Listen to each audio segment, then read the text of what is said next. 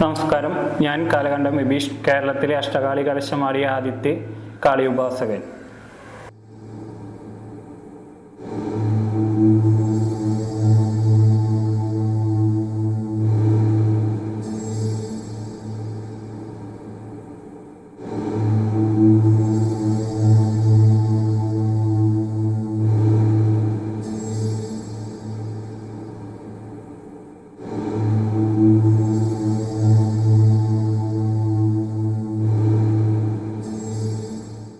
നമസ്കാരം.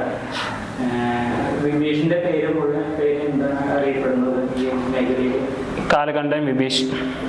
ഈ കാലകണ്ഠൻ എന്നുള്ള പേരിന്റെ അർത്ഥം ഒന്ന് വിശദീകരിച്ച് പറയാം. കാലകണ്ഠൻ എന്നുള്ളത് എന്ന് പറഞ്ഞാൽ കാലകണ്ഠാത്മജിയുടെ മകൻ എന്ന പേരിൽ അറിയപ്പെടാനാണ് എനിക്ക് താല്പര്യം ഉണ്ടായിരുന്നത്. കാലകണ്ഠാത്മജ എന്ന് പറഞ്ഞാൽ കാളിയുടെ ഒരു പേരാണ്. ഭദ്രകാളിയുടെ മകൻ എന്നുള്ള പേരിൽ അങ്ങനെ അമ്മയുടെ മകൻ എന്നറിയപ്പെടാനാണ് കാലകണ്ഠൻ എന്നുള്ള പേരിൽ അറിയപ്പെടുന്നത്. അപ്പോൾ എന്നാണ് ഈ ഉപാസന തുടങ്ങിയത്? എന്നാണ് ഈ ഭദ്രകാളിയോടുള്ള ഉപാസന തുടങ്ങിയത്? 6-7 വർഷം മുന്നെയാണ്. ഇവിടെ നിന്നല്ല, എനിക്ക് അഘോരികളുടെ കയ്യിൽ നിന്നാണ് മന്ത്രദീക്ഷ കിട്ടിയുള്ളത്. അവരാണ് ഗുരുമന്ത്രം തന്നുള്ളത്.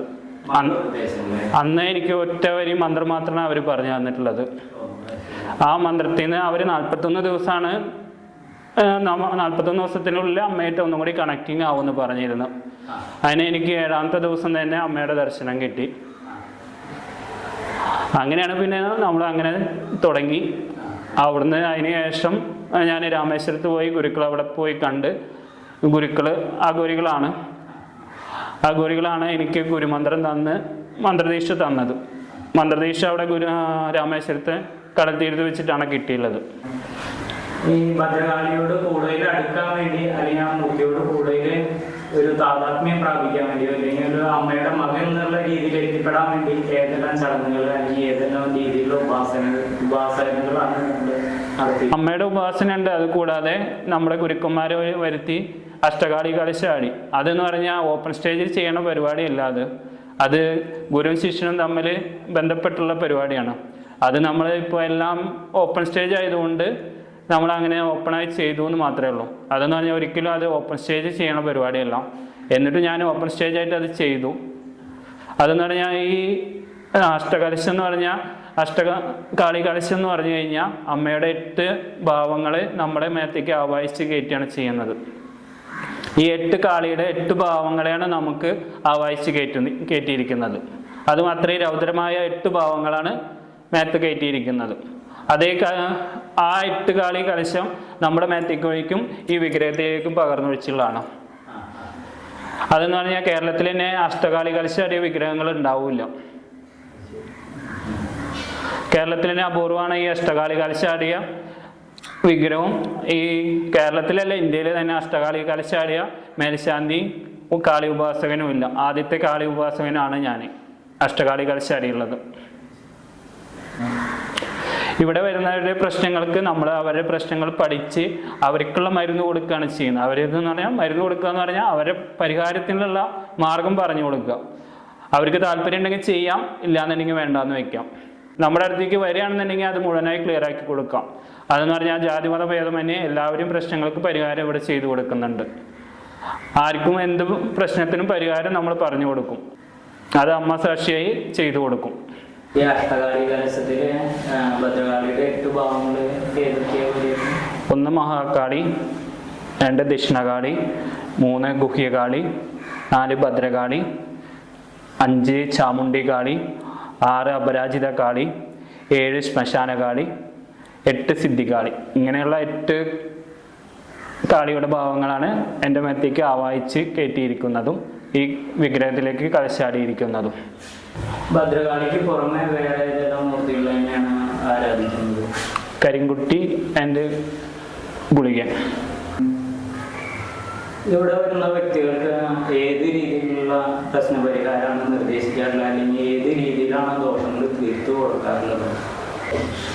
ഇവിടെ വരുന്നവരുടെ പ്രശ്നത്തിനുള്ള പരിഹാരങ്ങൾ നമ്മൾ ജ്യോതിഷപ്രകാരം, സംഖ്യാജ്യോതിഷപ്രകാരം, കൂടാതെ അമ്മയുടെ പ്രാർത്ഥനയിലും അനുഗ്രഹത്തോടും കൂടിയും നമ്മൾ ചെയ്തു കൊടുക്കാറുള്ളത്. അതെന്ന് പറഞ്ഞാൽ അമ്മയുടെ അനുവാദത്തോടു കൂടി മാത്രമാണ് ഇവിടുത്തെ പ്രശ്നപരിഹാരങ്ങൾ നടത്താറുള്ളത്. അതുകൊണ്ട് തന്നെ നമുക്ക് വരുന്നവരുടെ പ്രശ്നങ്ങൾ മുഴുവനും നിവർത്തിച്ചു കൊടുക്കാൻ നമുക്ക് സാധിക്കാറുണ്ട്. അതെന്ന് പറഞ്ഞാൽ ഇവിടെ വന്നവരുടെ കാര്യങ്ങളെല്ലാം നമുക്ക് ഇതിനകം ചെയ്ത് തീർത്തു കൊടുക്കാനും പറ്റിയിട്ടുണ്ട്. ഇനി വരുന്നവരുടെ കാര്യങ്ങളും അതുപോലെ ചെയ്തു കൊടുക്കാൻ നമുക്ക് സാധിക്കുമെന്ന് അമ്മയുടെ അനുഗ്രഹത്താൽ സാധിക്കുമെന്നും തോന്നുന്നു.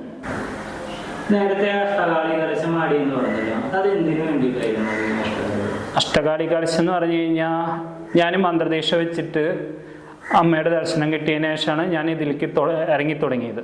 ഈ ദർശനം കിട്ടിയതെന്ന് പറഞ്ഞാൽ എനിക്ക് വിഗ്രഹാരാധനയൊന്നും ഉണ്ടായിരുന്നില്ല. അതെന്ന് പറഞ്ഞാൽ വിളക്കിലൂടെയാണ് ഉപാസന നടത്തിയിരുന്നത്. ഈ വിളക്കിലൂടെയാണ് എനിക്ക് അമ്മയുടെ ദർശനം കിട്ടിയിട്ടുള്ളത്. അതിനുശേഷം വിഗ്രഹാരാധന എനിക്ക് താല്പര്യം ഉണ്ടായിരുന്നില്ല ശരിക്കും.